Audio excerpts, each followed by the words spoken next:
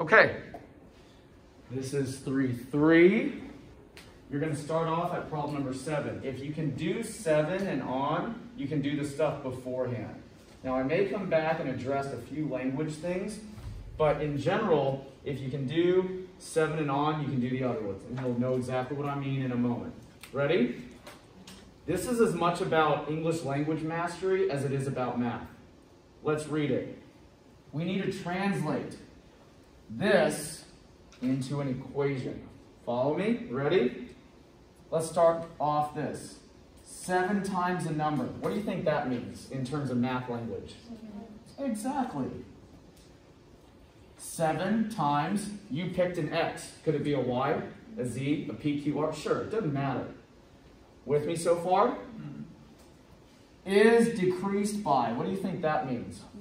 Minus. Now I'm writing it all big, but you guys know what I mean, okay? 17. Okay, fine. That's easy. You guys with me so far? What do you think the result translates to? Equals, that's it. Now, I heard divide. Divide would be is divided by, quotient of. Those are the types of words that indicate division. Result is, even just the word is alone, indicates equality. And there's the setup. So now, the equation, so part 1 in your answer is to write your equation. Okay, so you need to first type in what you did, and then what do you think we need to do next? Solve it for x. Now, after doing what we just did in the previous section, is this very doable? Yeah, this is a piece of cake compared to what we did earlier. So we would add 17 to both sides, and I'm going to move quickly through this because I expect you guys to kind of know this. So 7x equals, this is going to be 63. Then divide both sides by 7. And so x is 9. Now you guys know why I said this is a pretty straightforward section. It's mostly this. It's just some English language translating. You guys follow? Go do yours. Go make sure you get yours correct. Translate it, enter it, solve it. Any questions about that at all? Anybody want me to do theirs?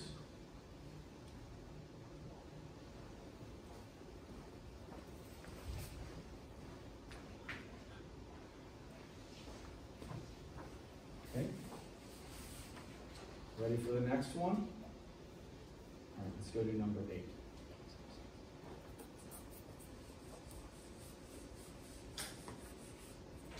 What's the new thing? The translation. Solving it is nothing new. We've done it, right? We just came from that. All right. If a number, why don't we just start off with that? What is that? Yeah, assign a variable to it, okay? Is added to. Obviously that's plus addition. Now, twice the number. What is that? 2x, there you go. Now, I like that. X squared would be is added to the square of the number, or the number multiplied by itself, or the number to the 2nd power. Those are all indicators of exponents. Twice the number means doubling it, and doubling is multiplication. But I love the attempt. That's great. You guys follow me? Now, why is it not y here? Because they reference the same number. Now, if they said, if a number is added to twice another number, then it'd be a different variable, right? Okay. The result is, we agree that that is equals, and negative 27, remember your negative sign. Now, they don't ask you to put in the equation. They just ask you for the number. Because if you can get the number, you probably got the equation right. Everybody follow? So I'm now going to go solve this. Before I even get started, what should I do with these two? Combine them, combine like terms. So that's 3x equals negative 27. Now I divide by 3 because I don't have to move any numbers around. And x equals negative 9 because the negative divided by positive is a negative. You guys follow? Now, I really moved quickly through this because you guys know how to do this stuff. Or you could go back a few sections and review it for yourself. And we just came from doing stuff like this. What's the tricky part? What's the new part? It's the translation. It's going from here to here, right? Any questions about that? I didn't follow along when you got the 2x again. Twice the number. So the number, it's the same number. Twice the number means double it.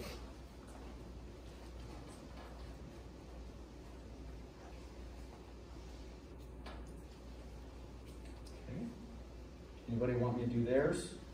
No? Okay, all right. Let's roll on. Okay.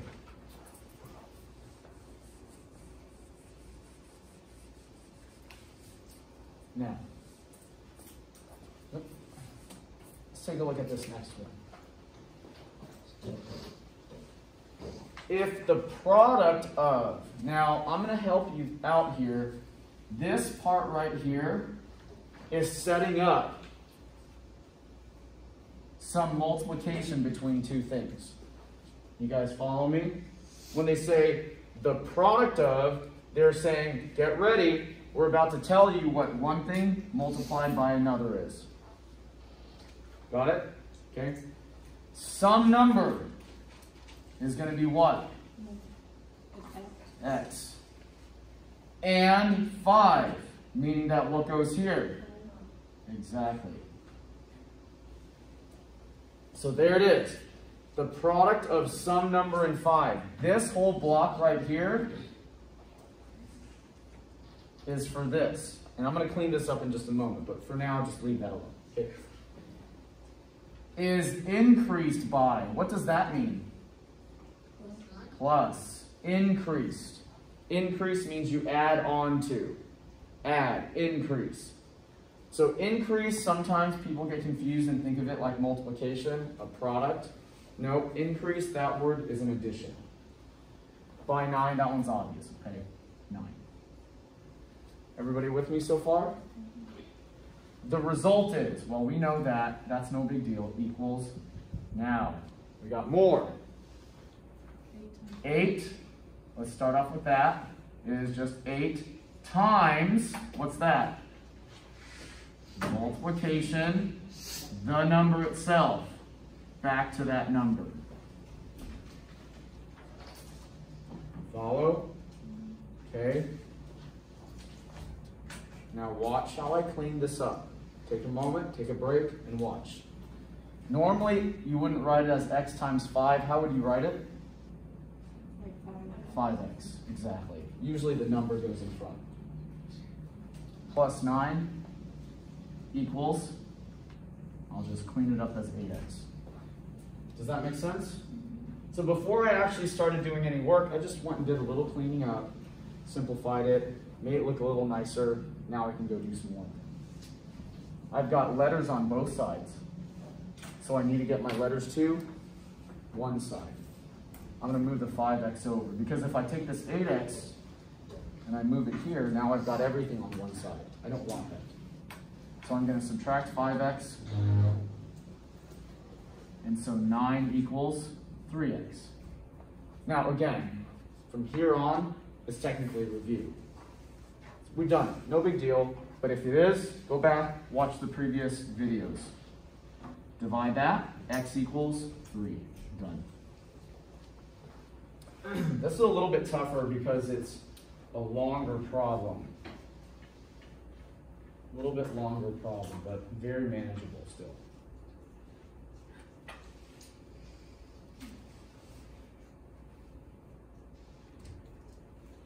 Got it? Somebody want me to do theirs?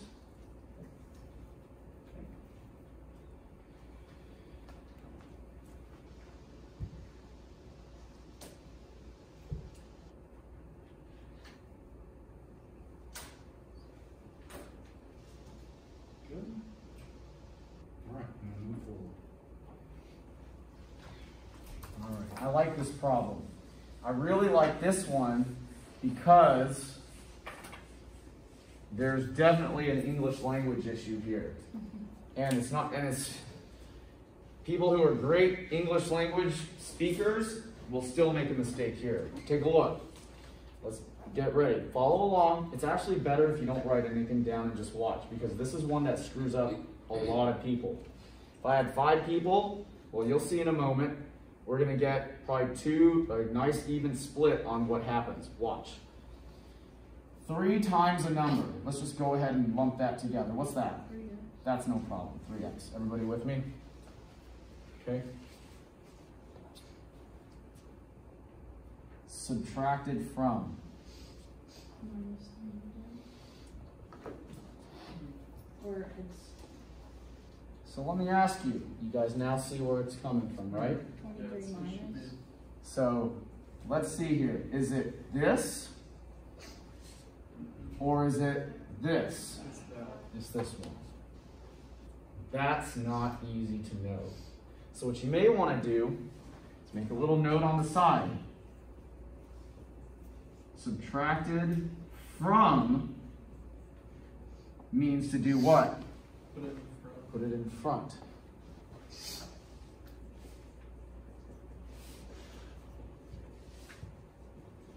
Right? Put it in front. Very tricky. A lot of students just going to read left to right. And as they read left to right, they're going to do this, which works for the majority of problems. But when you are subtracting something from something, it means that this is the starting point and you're taking this out of it. English language stuff. So it is not this one, it's this one. Got it, everybody? Make that note over there. All right. The result is, okay, that's going to be equals 3 plus the number. Let's just save some work, shall we? Got it? Okay, let me go condense all this so it looks a little cleaner, shall we? So I've got 23 minus 3x equals 3 plus x. That's what it all becomes. Then we go do the stuff that we've done before. I'm going to move all my letters to one side, all the numbers to the other. I'm going to move my 3x over to the right. Why did I do that? Because adding and subtracting, usually variables, just a little bit easier. You don't have to. You could have put the x over here, but dealing with positive variables is a lot easier sometimes than dealing with negatives. So that's going to be 23 equals 3 plus 4x. How did I get 4x?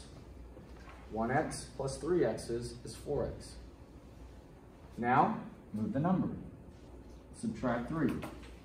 20 equals 4x.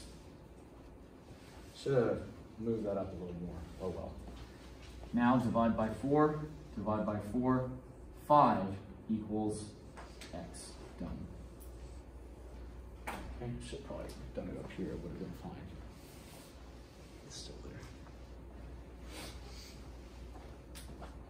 Now, again, from here down, review. Go back to that section when you're reviewing for your test, because your test is going to include this stuff. Will it include this problem? No. But your test tests you on these. All right? Make sense? Any questions about that at all? All right? Hang in there. 5 more minutes. And get all this done. Majority of it. If you can do 7 to what I'm about to cut off at, you can do 1 through 6. 1 through 6 takes out the equal part. It just as you make basic statements. It doesn't ask you to solve it at all. Yeah, so it doesn't turn it into an equation exactly. Good job. All right, 11.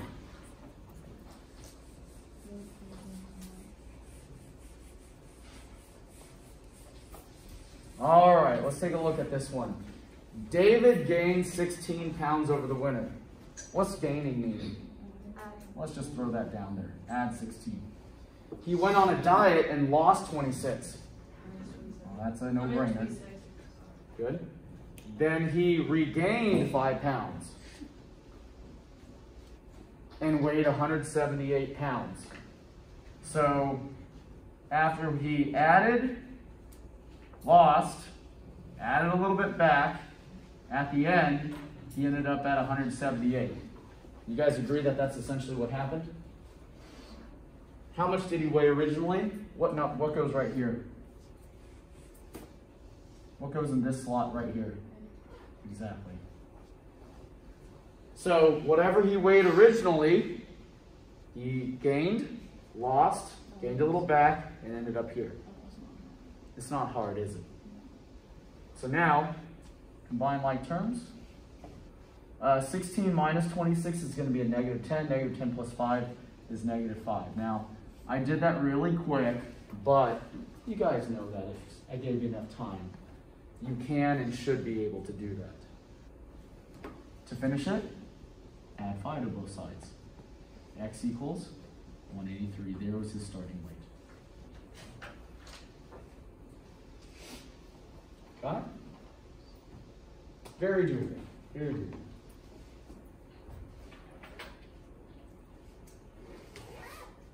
Now, I'm going to do number 12, and that's going to be it.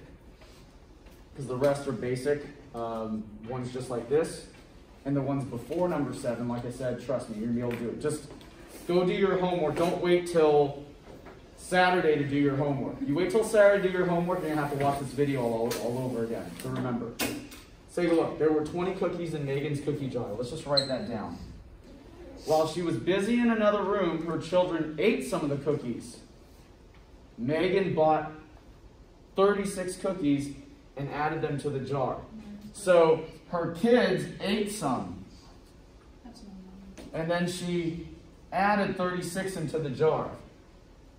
And then at that point, she had 49. So let's read this.